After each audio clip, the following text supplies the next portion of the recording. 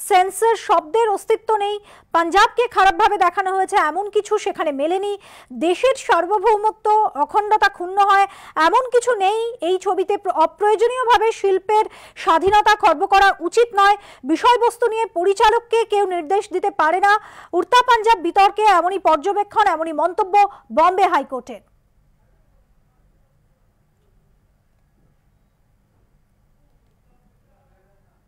উড়তা পাঞ্জাব বিতর্কে আদালতে ধাক্কা, সেন্সর বোর্ডের সেন্সর করার আইনগত এখতিয়ারই নেই সিবিএফসির, সিনেমাটোগ্রাফ আইনে সেন্সর শব্দের অস্তিত্ব নেই এমনই মন্তব্য বম্বে হাইকোর্টের। পাশাপাশি বম্বে হাইকোর্টের তরফ থেকে যে কথা জানানো হয়েছে যে পাঞ্জাবকে খারাপভাবে দেখানো হয়েছে এমন কিছু এই ছবিতে মেলেনি, দেশের সার্বভৌমত্ব অখণ্ডতা ক্ষুণ্ণ হয় এমন কিছু এই ছবিতে নেই, অপ্রয়োজনীয়ভাবে শিল্পের স্বাধীনতা খর্ব করা উচিত নয়, বিষয়বস্তু নিয়ে পরিচালককে কেউ নির্দেশ দিতে পারে না, উড়তা পাঞ্জাব বিতর্কে আজ এমনই মন্তব্য করেছে বম্বে হাইকোর্ট।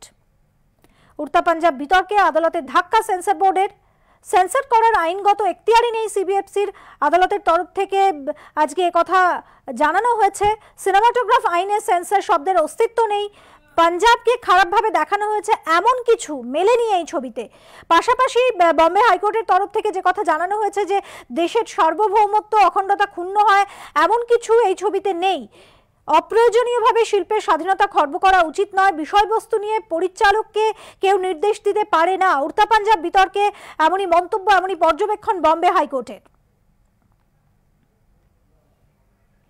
উড়তা পাঞ্জাব বিতর্কে আদালতে ধাক্কা, সেন্সর বোর্ডের সেন্সর করার আইনগত এখতিয়ারই নেই সিবিএফসির, আদালতের এই পর্যবেক্ষণ, সিনেমাটোগ্রাফ আইনে সেন্সর শব্দের অস্তিত্ব নেই, পাঞ্জাবকে খারাপভাবে দেখানো হয়েছে এমন কিছু সেখানে মেলেনি এই ছবিতে, দেশের সার্বভৌমত্ব অখণ্ডতা ক্ষুণ্ণ হয় এমন কিছু এই ছবিতে নেই। পাশাপাশি অপ্রয়োজনীয়ভাবে শিল্পের স্বাধীনতা খর্ব করা উচিত নয়, বিষয়বস্তু নিয়ে পরিচালককে কেউ নির্দেশ দিতে পারে না, উড়তা পাঞ্জাব বিতর্কে এমনই পর্যবেক্ষণ, এমনই মন্তব্য বম্বে হাইকোর্টের।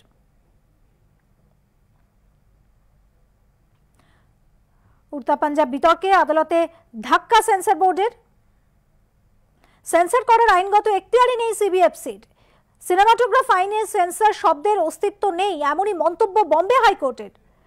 পাশাপাশি পাঞ্জাবকে খারাপভাবে দেখানো হয়েছে এমন কিছু সেখানে মেলেনি এই ছবিতে মেলেনি, দেশের সার্বভৌমত্ব অখণ্ডতা ক্ষুণ্ণ হয় এমন কিছু নেই, অপ্রয়োজনীয়ভাবে শিল্পের স্বাধীনতা খর্ব করা উচিত নয়, বিষয়বস্তু নিয়ে পরিচালককে কেউ নির্দেশ দিতে পারে না, উড়তা পাঞ্জাব বিতর্কে এমনই মন্তব্য বম্বে হাইকোর্টের। আমাদের সঙ্গে এই মুহূর্তে পরিচালক সৃজিত মুখোপাধ্যায় রয়েছেন ফোনে, কথা বলবো তার সঙ্গে। সৃজিত দা, উড়তা পাঞ্জাব বিতর্কে আজকে আদালতে ধাক্কা, সেন্সর বোর্ডের সেন্সর করার আইনগত এখতিয়ারই নেই সিবিএফসির, পাশাপাশি সিনেমাটোগ্রাফ আইনে সেন্সর শব্দের অস্তিত্ব নেই, এই কথাই আজকে কিন্তু মন্তব্য করেছে বম্বে হাইকোর্ট। বম্বে হাইকোর্টের এটা পর্যবেক্ষণ, কি বলবেন আপনি? আমার মনে হয় এটা ঐতিহাসিক একটা সিদ্ধান্ত বম্বে হাইকোর্টের। আমি ইনফ্যাক্ট এই মুহূর্তে একটু আগে আমার মহেশ ভট্ট এবং আলিয়া ভট্ট ওনারা ছিলেন, তাদের সাথে কথা হচ্ছিল। আমার মনে হয় যে সেন্সর শব্দটার যে অনুপস্থিতি, এটা বহু দিন ধরে আমরা বলে আসছি যে সিবিএফসি ফুল ফর্ম হলো central board of film certification, তাদের কাজ হলো ফিল্মকে সার্টিফাই করা, বলা যে এটা ইউ বা ইউএ বা এ, এবং বিদেশে এরকম আরো অনেক ক্যাটাগরিজ আছে, এখানে আনফর্চুনেটলি নেই এবং সেটা হওয়া উচিত আমার মনে হয়, যে সেখানে 12, 15, 18 এরকম নানান বয়সের ক্যাটাগরিজ আছে যেটা সার্টিফাই করা হয় একটা সিনেমাকে যে এই বয়সের মানুষ দেখতে পারেন। তো অ্যাকচুয়ালি সেন্সর বোর্ড এই কথাটাই ইটস আ মিসনমার, যেটা একদমই ঠিক বলেছেন, মানে তাই জন্য আমি ঐতিহাসিক রায় বলছি, কারণ সত্যি সেন্সর কথাটা কিন্তু অস্তিত্ব নেই, it's a central board for film certification.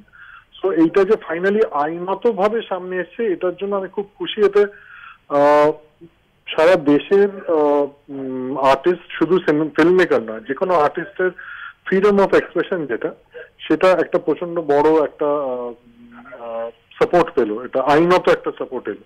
So এটা খুব খুব ভালো খবর। সেটা ধন্যবাদ আপনাকে।